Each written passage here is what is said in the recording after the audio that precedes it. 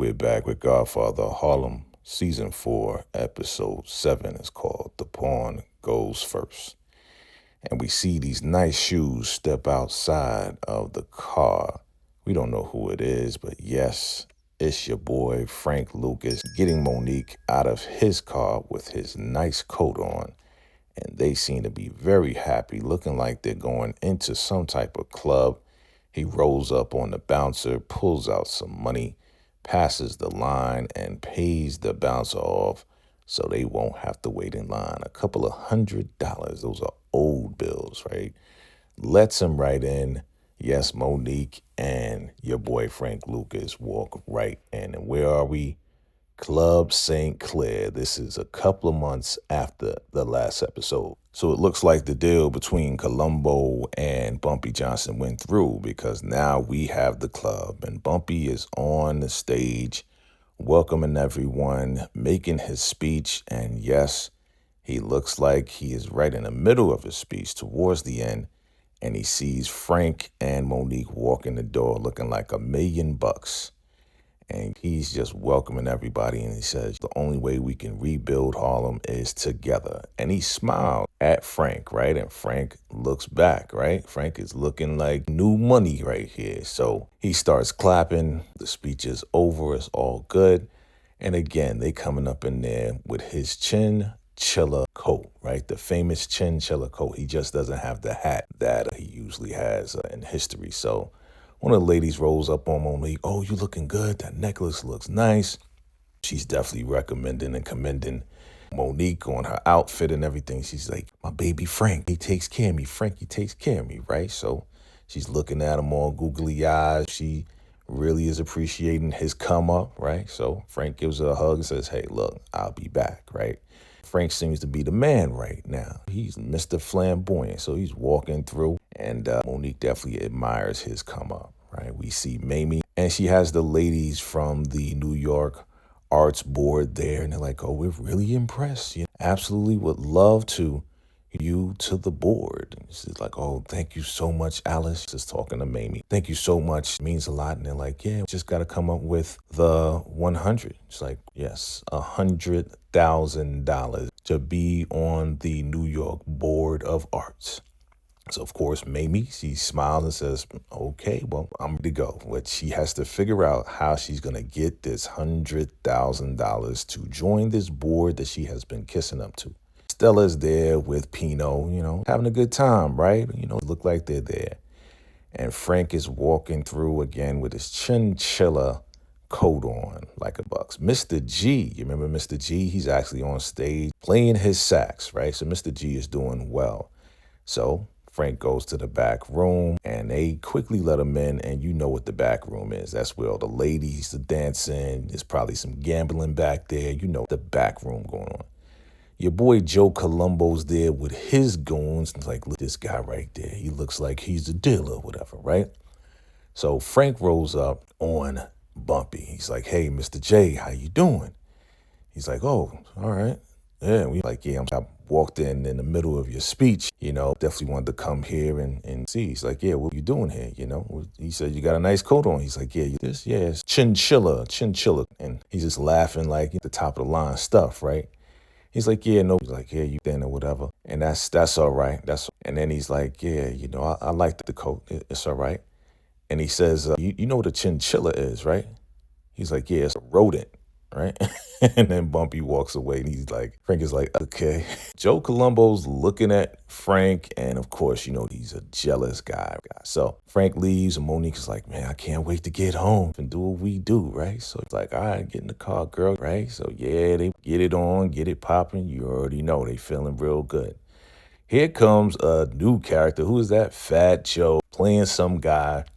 He's like, what's going on, Frank? Oh, what's up, man? Yeah, look like $1 million. He's like, yeah, I got chinchilla. He's like, yeah. Yo, let's hang out. He's like, yo, man, you see what I got in the car, right? I can't hang out right now, you know what I mean? He's like, okay, yeah, definitely not prettier than her, right? So he turns around and boom, the car blows up, man. Boom, the car's on fire. What the heck?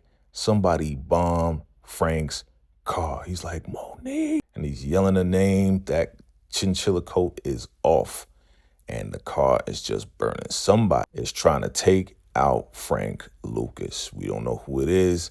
And that's something that Frank has to figure out because he thought he was on top of the world, right? So he goes and talks to Stella and Pino. He's like, you know who did it? Man, I'm telling you, this whoever it is, man, Italian or whatever, they're going to get it. And they're like, yo, calm down. We got to find out what happened. It's like, going to pay. They're like, we're sorry what happened with Monique. But look, man, like you off the top, you start selling in another location. The families didn't get a piece of it. And now you're flaunting around town. He's like, yo, I made you guys more money than ever. Yeah, you got more money, but the families didn't get a piece. So they're probably after you. He's like, yo, Pino's like, yo, it's your fault because you walking around flaunting and all this and that. And he's like, F you. And Stella's like, calm down, you know. We're sorry about your loss or whatever, but you got to lay low, you know, find out. But we got to cut you off till we find out who tried to do this. He's like, yo, what do you mean? He's like, it's exactly what it means, you know. Mess with you right now. You too hot right now. So Pino is smiling with his racist butt. But yeah, Stella's, yeah, we cut you off. We'll try to find out. Once we find out, we'll let you know what's going on. Man, this is not good for Frank. But Pino seems to be very satisfied, right? Look at his face. He's just terrible, right? So Mr. G rolls over to Bumpy, and Bumpy is playing chess, right? And Mr. G is like, hey, who you playing? He's like, I'm playing myself. And he's like, who's winning? He's like, I'm winning. He's like, who's losing? I'm losing. Winning and losing at the same time. So, of course, Mr. G got some words of wisdom or whatever the case is. And he's like, yeah, you know what it is. That's right. Sometimes we win, sometimes we lose, but all part of life, right? So Frank is looking at the necklace or whatever he had left from Monique in the fire. And the landlord is knocking on the door. He's like, hey. He's like, who is it? He's like, yeah, a leak in the apartment. He looks through the peephole, and it's the landlord, right? So he opens up the door, and boom, some guy breaks in, tries to shoot Frank. They tussle, they go back and forth. The landlord is in there watching what's going on. He ain't even helping. I mean, heck, and this guy tried to take Frank out. He's reaching for his strap, and of course, Frank breaks out the knife and jigs him, right? Boom, done. But while he's doing that, he's like, who sent you? And the guy, he just is being deleted. He just leaves him, right? And Frank is like, dang, find out who's trying to come after him, right? So you got a hitman trying to take him out. He goes over to the landlord. He's like, I don't know, man. He said he was going to take me out, man, if I didn't do it. You know, me under pressure, man. I swear I wouldn't do that, man. And he gives him money. He's like, this is your rent money. Now get up out of here. If you don't know how to get rid of a body, I would recommend you get up out of here. Right? So, yeah, man, they got a hit out on Frank. It's crazy. And Frank is on survival mode right now. So we got Joe Colombo and one of his goons. He's like, are you telling me that he survived the bomb and he survived the hitman? He's like, yeah. So Colombo goes inside of his business and these guys are screwing around, taking stuff. He's like, wait, what is going on here? Hey, stop. You know, on the wall, and this guy, Pike, you remember Pike from the FBI? Yep. Pike is there, and he's shaking down Joe Colombo. He's like, yo, I got a business license. He's like, oh, you got this right here? Yeah, just license to do business, huh? He's like, got all my paperwork, whatever you want. You know, it's a junkyard, and he rips it up. He's like, you are no longer doing business here. You know, violations on this and violations on that. And Joe Colombo's like, yo, man, this is wrong. You got all these other junkyards. You trying to shake me down? You'll hear from my lawyer, right? He's like, yeah, whatever. Pike bad last season, right? He was the worst, but now he seems to be the head of the FBI, Federal of Investigation, and he shuts down Joe Colombo's business. So now we are in a art place. It might be the Schomburg, right? Early Schomburg. And turn around, you know, Margaret and you got Mamie and they're looking at art. It's like, okay. And, you know, Margaret, yeah, she has to come up with $100,000 to, you know, be part of this board. And they're looking at this art, like that art right there. You can see her pain. And Margaret's really tracking and listening to what Mamie has to say. And Mamie says, listen, don't ever put yourself in a position where you have to rely on a man in order for you to move money the way you need to. You hear what I'm saying? You get your own money, basically. And trying to teach Margaret, you got to be independent, have your own money. So you won't have to rely on any or a man to do what you want to do, right? So Joe Colombo sitting down with one of his influential guys, right? And he's looking at the papers like, yeah, you got a picture of me up in there, right? Yeah, so in the papers and new club and, like a superstar up here, a speech.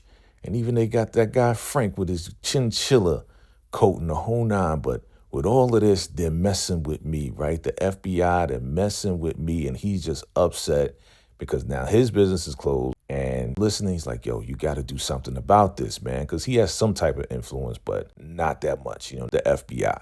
Right. So Joe Colombo and him, they're trying to figure it out. And he's like, hey, you can try some other ways in which to influence him to, what he's doing to you and your goons, right?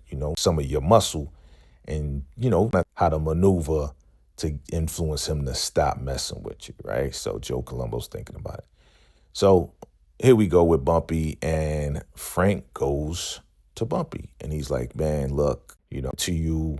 And basically offered me an offer some go and they getting on him. And Frank is like, with you.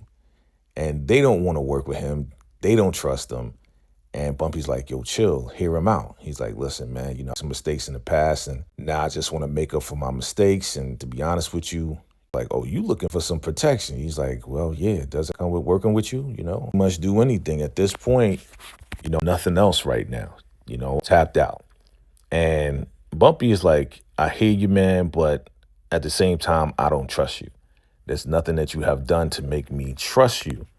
So he's like, look, if anything, I wish you luck, man, because I don't trust you, so you might as well leave. Bye, Frank. And look at Chance and Pettigrew. They're just like, yeah, get out of here. They don't want Frank to be down. And yeah, Frank real low right now. The girl is gone. Italians cut him off, and Bumpy is not giving him a chance either. We'll see how long that lasts, right? So here we are with the Black Panther Party People's Free Clothing Factory, right? So they're giving out free clothing. Fina Shakur is there, and they're about to have a meeting. So she tells Elise to go gather everybody up and, to have this meeting and sit down and talk strategy, right? So she goes to see Sadik. Sadik is looking at a picture and she's like, oh, who's that? He's like, oh, this is my son, proud of him and all of this and that. Like, he's really his son, but he hasn't communicated with his son. He's like, have you written your son? He's like, I'm a man of few words, right? So she's like, look, I'll help you write the letters, like, yeah, you me. It's like, you put the words together and we'll send a letter to your son. You already know Elise really is feeling Sadik, and Sadik has been nothing but kind to her, right? So he's like, okay, the vibes going on. It's going to happen with Elise, like somebody, she's definitely going to show that she likes that person, right? So here we are with Mamie, and Mamie is sitting down with the black bank guys. And he's like, well, we, about it. We looked over everything and we say no. Giving a woman, let alone a black woman, a loan for $100,000. So we're saying no. And Mamie's like, hey, listen, he does business with you guys. And he's like, well, you have no collateral yourself. Well, I have my jewelry that Bumpy gave me. And he's like, look, a pawn shop here, there's no. And she's going on and trying to, hey, look, we have a lot of assets and we do with you is way more than what I'm asking for. He's like, I hear what you're saying. We're not a pawn shop. Mamie Johnson, we're sorry. We say no. We're not going to give you $100,000 loan. Man, she got to figure it out. So what does she do? She takes the jewelry that she was going to give to the bank and she takes it down to the pawn guy. And she's undercover. She got her hair wrapped, some sunglasses. And he's like, look, it's worth a lot of money. Bumpy gave this to you. This is worth a lot. And I don't have it. And nobody around here is going to buy this jewelry from me. So I recommend you go downtown. You take this downtown. They'll definitely buy it from you. And absolutely, you'll definitely get your money's worth. But I can't take it. Going to buy it here in Harlem. They don't have enough money. And I don't have enough money to give you. So check out downtown. They'll definitely, from you. And Mamie is undercover. Boy, look, she don't want nobody knowing that she's pawning her stuff. That's just not good. So Stella goes into an alley with Frank. Frank is smoking. He's nervous. And she's like, this is what I found out. That $10,000 hit out on your head. And I recommend you out of town. recommendation to you, get out of town because they're not going to stop until they take you out. So Frank is like, man, this is crazy. I ain't want to run, but I got to do what I got to do, right? And she's like, yeah, you go on that, take you back. Families, we don't know who in the family, but they got to hit out on your head, has to leave town at this point because Bumpy ain't backing them, Stella ain't backing them, Gigante family. And he's like, look, good luck, right? Next thing you know, a little girl and this lady holding this little girl, right? Little white girl, right? And oh, Colombo's goon, he's there. He's like, yeah, you does. She was like next to a gas station. She's like, oh, I can't thank you enough. Well, don't thank me, Colombo, right? So Pike is on the phone and he's on the phone with this lady. And she's like, yeah, you need to be lost, but this guy, he found her and he said that, thank Joe Colombo. And of course, Pike is like, oh, okay, I see what you doing, Joe Colombo. You messing with my family now, right? So Pike gets the message and he's like, okay, I do something about it because now Joe Colombo's trying to mess with my kids and my wife. So here we are with Mamie, with her drinking self, man. Mamie's drinking a lot of wine because she's super nervous and she's cooking with Margaret, right? So they're putting some stuff together and Bumpy walks in. He gives her a kiss like he normally does. Hey, baby, how you doing? And then he turns around. He's like, what's wrong, right? Because he's feeling the vibe. She's like, nothing's, honey. I play it off. Nothing's wrong, honey. Went downtown to pawn that jewelry that he gave her, right? And Margaret turns around and says, yeah, mommy's, to get on that board. And she's like, Margaret? And of course, Bumpy's like, yo, why didn't you ask me? She's like, I didn't want to bother you. You got the club. It's barely off the ground.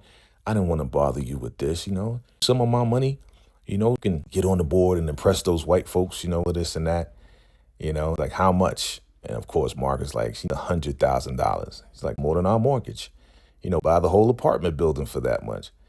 He's like, yeah, you take my hard-earned money and those white first? She's like, no, that's why I didn't ask you. So I wanted to figure it out myself, like hard-earned money, right? She gets pretty pissed off of what he's saying. He's like, I didn't mean it like that. And they're going back and forth. And she's like, yeah, I don't want to bother you with this. I just wanted to do what I had to do. He's like, why are you trying to impress those people? She's like, I'm trying to get the black artists out there. And this is the board that's going to help that happen. I got my own cause and everything. And she's getting pretty pissed off because the way that he's speaking with her, it's like much control and everything. And he wants to, and she doesn't want that. Margaret's like, listen, chicken is burning. And the chicken burns in the oven. She takes it out. Of course, Mamie's upset about the whole thing. She's upset she had to pawn the jewelry that he gave her. And she's trying to hide that. And she just throws it in the sink. She's like, forget it, right? She is pissed off, upset at everything. And yeah, so Bumpy's going to talk to her and see how they can straighten things out. Now on the fire escape, we have Sadik and Elise, and yeah, they're going to figure out the words that he wants to say and write to his son. And she's like, dear son. And he's like, nah, no, going to believe that. I've really been there for him like that over the years, so I want something to be real. Knows up with something and she comes up with something. He's like, yeah, that's real, like something I would say, to be genuine and feel genuine. And they keep looking in each other's eyes and you already know the vibes are there and Mamie saying some things and getting it out and it sounds real good. And he's like, yeah, baby, that's exactly what I want to say. You already know Sadik is feeling that right there. And he takes her hand, puts his hand on her hand and yeah, they're into each other's eyes and you already know what's going down. And she leans in and they definitely give each other that black soul love kiss, boy. And yeah, sweet one, right? Sadik has probably been trying to do this for a very long time. And Elise has definitely been feeling that as well. So you already know when Elise likes someone, she's going to do what she does. So here we go. Your boy Frank is at the pawn shop again. And he's bringing this chinchilla to pawn the chinchilla. He's like, man, this is a fancy coat, man. He's like, yo, it's chinchilla, man.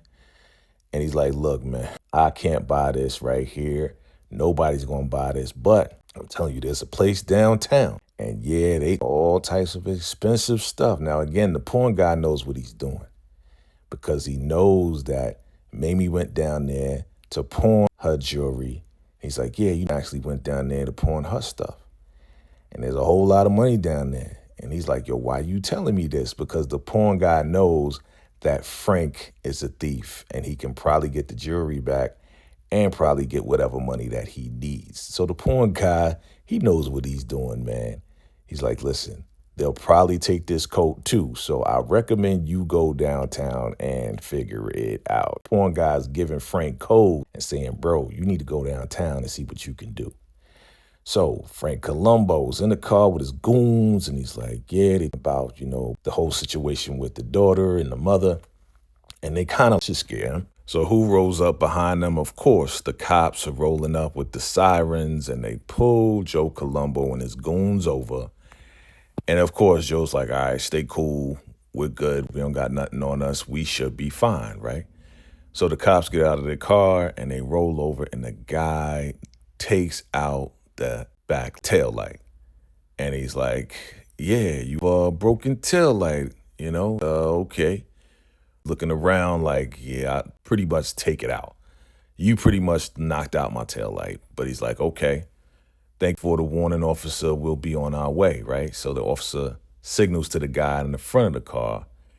And this guy takes out the headlight, right? Man, these guys are really doing a number on Joe Colombo, right? It's like, taking out too, get out the car, right? So he gets the goons out of the car and what happened? You guys didn't get paid? And the guy punches Joe Colombo right in the face.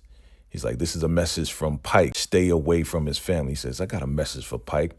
Tell him to suck my boom. And then they start beating up Colombo and his goons and beating him down with the billy clubs and everything else like that, man. They really doing a number on Joe Colombo and his goons, man. Man, going in on them. And it's like blue on white crime, right? And he's like, look, stay away from Pike's family. That's the message. You heard what we had to say, right? So, of course, Joe Colombo, man, he is pissed off. Not only is his junkyard business shut down, man, they're going in. So Mamie is in front of the board, and Mamie seems to be happy. And it's like, yeah, but we have some concerns that have come up with your application. And, he's talking, and she's about to say something. And Alice is like, hey, listen, it really doesn't matter what the issue is unless you have the money. And, like, yeah, I have the money. I have $100,000 right here. And she opens up the case and she has $100,000 in cash. And Alice is like, oh, cash. Oh, okay. They were expecting a check, right? But she's like, oh, okay, cash. Like, well, we're happy to welcome you to the board. And they're like, well, still, we have concern. And they're saying, well, looks like there's concerns about your husband. And Mamie's like, yo, aren't we women with our own and ambitions? And what does my husband have to do with this? He's a reputable businessman. And they're like, yeah, he always that right there. And Alice says, you know what? We can come up with a solution. And what we're going to do is we're going to list you as Mamie Hatchet. It's like, it is my maiden name, real hard, last name and my husband's name. And, what's up with that?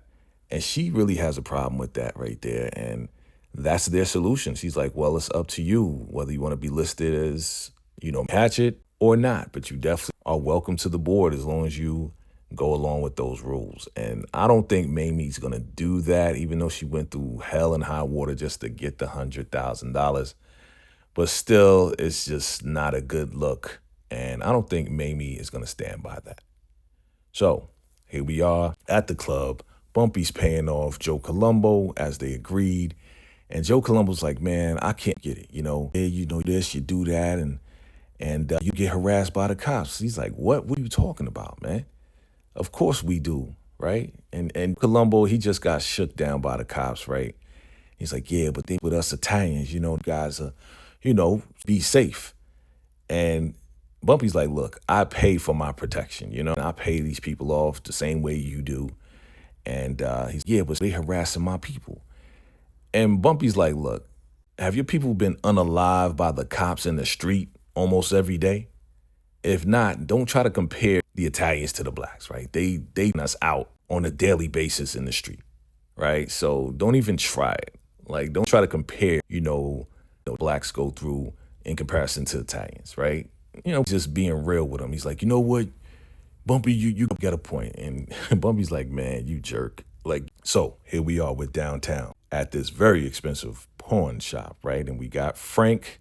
He's there casing the joint, right? Looking and seeing what's going on, right? And he looks on the side of the building and he sees that this guy's coming out of this truck. And it looks like the security guy. He's there and the truck is behind the building. So, of course, Frank knocks him out, takes his outfit. He's like, yeah, you should have took the day off today, right? Takes his whole outfit, walks over to where the security is. And what he does is he cuts off the security lines. I mean, man, he's doing this. I haven't seen Chance or Pettigrew do anything like this. So he walks in there and goes to the back and he talks to the guy, says, hey, yeah, you an alarm that was tripped. We have to check it out and make sure everything is good, right? So he walks in there smiling. So the guy takes him back to the safe. He's like, yeah, you know about that, but, it's be okay. And, of course, Frank pulls out the strap. And the guy turns around. He's like, hey, don't do anything. You know what to do. Go ahead. Open up that safe, right? Hey, don't try to be a hero. Go ahead. Open up the safe. So he opens it up. And, yeah, we see Mamie's jewelry. We see a whole lot of money. We see all that stuff. He's like, all right, put it in the bag. And don't try any funny stuff. So they walk out. He's like, put your hands down, man. Act normal. Don't do anything crazy, right? So Frank is backing up, looking at him, making sure that he doesn't try anything. He's walking out. The guy pulls out a strap. He says, freeze, right? And he pops at him, right? Shoots at Frank. Frank got hit, and he stumbles out of the door, and he runs out of there. Next thing you know, at Bumpy spot, and we got some guy, and Frank is laid out. And it looks like it's a doctor and he's trying to help out Frank. And, Chance is like, yeah, doc, what's going on, right? They talking wild junk. And Bumpy's like, yo, he came up here with a bullet in him. Yeah, we did trust him. Help the doctor, right? Because they talking wild stuff like, yeah, trust this guy. What is he doing here with a hole in him or whatever? So, and yeah, it seems the bullet went inside of the side of Frank. So he's like, help this guy out, man. So the doctor, he is pulling this bullet out. Frank is struggling. Frank is doing all this and that, right? And the doctor takes out the bullet, says he's going to be okay. The question I know is on Bumpy's mind is, why did he come here? And, the purpose of all of this, right? So Bumpy goes through the stuff and he sees his wife's jewelry, right? And Frank wakes up. He's like, oh, what's going on? He's like, yeah, you'll be all right. The doctor said you're going to be all right. He's like, yeah, you're downtown and your wife's jewelry. And he's like, why would you do this? What are you doing? Like, you popped and now here you are. He's like, man, I gotta do something so you can trust me. Like, I want to prove myself to you. So, of course, Bumpy's happy about it because, again, he didn't know that his wife pawned, or whatever. So he's like, you know what? You're a good dude, what it is. And he absolutely proved himself to Bumpy to be somewhat trustworthy, right? Bumpy seems to be real happy about that he went out of his way to get his wife's jewelry back. And that's what Frank needed. This was his last day in Harlem and get protection from Bumpy. So Bumpy's like, you know what? I got to do something real quick. I'll be back. And he pats him on the shoulder. And obviously Frank has done something good. So hopefully, him around, Goes home, sees Mamie, she's down, looks at her in the mirror and she's upset, she's crying. And he's like, what's wrong? She's like, I did a bad thing. He said, what, you went downtown and pawned your jewelry? You can get $100,000 for those white folks. She's like, yeah, I did. And she starts crying. He's like, it's okay, get it back. In fact, Frank Lucas, he actually got it. Like, Frank Lucas to Mamie. And, going to all episode family, right? So he's like, yeah, don't about it. Frank got it back. And he pulls out this bag and she goes through the bag and sees, jewelry that she pawned downtown, right? She pulls out, bracelet that she seems to be, but she's just like, thank you so much, don't worry about it. Frank got it back with good, and she just starts crying because we don't know whether or not she accepted them name just so she can get on the board, and we don't even know if she gave them the $100,000. So, don't worry about it. Everything's fine. We got it back. It's all good, right? So here we are with Elise, and because she was inspired by, with his letter, now she's writing a letter to Bumpy. And, saying is that she wished they could be on the same side of things, the same purpose. They to take care of their people and black people in the community in Harlem. And we see your boy Bumpy playing chess, and he's playing chess with your boy Frank while Elise is writing her letter. And she says, just because things in a different way, I hope one day we can come together, right? And what do we see? We see Italian American Civil Rights League. What's going on? Your boy Joe Colombo is on TV talking about Italian civil rights. Stella sees this. They're like, what is he doing?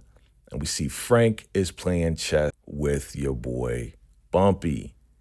And Bumpy is teaching him how to play chess. And he's letting him know chess is just like the streets, right? You got to be 3 or 4 or 5 steps ahead of everybody else. And really, he's like, just like the game.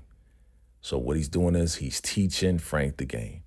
Joe Colombo is on TV trying to be like Malcolm X for the Italians now, right? Pike is seeing this on TV, and he's like, oh my God, not a good look for him, right? So they're playing chess, and yes, Frank is learning from the best of the best, right? It's North Carolina boys, and Frank is being taught by Bumpy Johnson how to maneuver with the Italians, how to maneuver with anybody on the street. So because Frank did what he did, Bumpy is definitely taking him in. Didn't take long. And Elise is getting upset as she's writing this letter. And instead of sending it out, she tears up the letter because she doesn't think it's probably going to get to Bumpy the way that it needs to. She could talk to him. So this guy's Joe Colombo's going in. He's like, their thing. And, suggest going to do the same thing as far as our rights as well. If the blacks can get their civil rights, then the Italians don't need to be harassed by the cops and whoever else, right? And Joe Colombo is going in for the Italian civil rights, right? They're clapping it up. The goons are there. And yeah, he's up doing a pretty good speech and representation for the Italian Americans, right? He's doing it just like, not Malcolm X or Martin Luther King, and not like that, but he's trying. So Pike gets a phone call, I guess from the top, and he says, you know what? Lay off Joe Colombo is making us look bad. So Pike got to back down. And yes, they're still playing chess, and it looks like Frank Lucas is joining forces with Bumpy Johnson, and Bumpy is going to teach this young man the game the way that he asked when he first got here. It's like, all right, load it back up. Checkmate, load it back up. So here we are, family. We are finally here. Bumpy Johnson is going to take Frank Lucas under his wing. What did you think about the episode? Drop your comments below. Hit that like button. Appreciate what will happen next. We shall see on the next episode of The Godfather of Harlem.